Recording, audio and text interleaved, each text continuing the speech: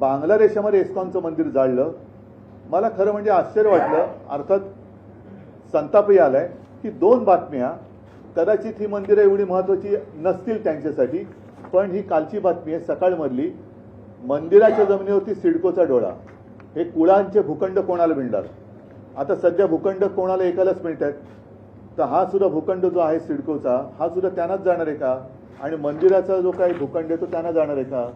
दुसरं आज सामनाची बातमी आहे, ही सुद्धा मोठी बातमी आहे. गेल्या 80 वर्षापासून दादर रेल्वे स्टेशनच्या इथे असलेलं हमालांनी बांधलेलं, जो हमाल कष्ट करतो त्या हमालांनी बांधलेलं मंदिर गणपतीचं आणि हनुमानाचं हे भाजप सरकारने त्याला नोटीस पाठवली. ती नोटीस माझ्याकडे आहे की तुम्ही रेल्वेच्या जागेवरती अतिक्रमण केले 80 वर्षापूर्वी. 80 वर्षापूर्वीचं मंदिर हे पाडायला निघाले. मग तुमचं कुठे हिंदुत्व? कसलं हिंदुत्व आहे तुमचं? आम्हाला तुम्ही जेव्हा प्रश्न विचारता तुम्ही हिंदुत्व सोडलं का? मग तुम्ही काय सोडलेलं आहे आत्ता?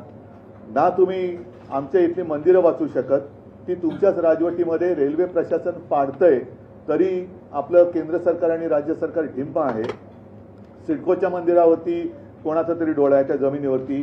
बांगलादेशामध्ये मंदिर जाळलं जाते, हिंदूंवरती अत्याचार होत आहे, तरीसुद्धा गप्प बसणाऱ्यांचं हिंदुत्व नेमकं त्याची व्याख्या आणि त्याचा आकार उकार तरी काय आहे, हे मला एकदा त्यांच्याकडनं उत्तर मिळायला पाहिजे. म्हणून मी आज तुम्हाला सगळ्यांना बोलवलं, कारण त्यांना आम्ही रितसर भेटीची मागणी केली होती, ती त्यांनी दिली नाही. म्हणून नाईलाजाने मला आपल्या माध्यमातून त्यांना हा प्रश्न विचारायला लागतोय.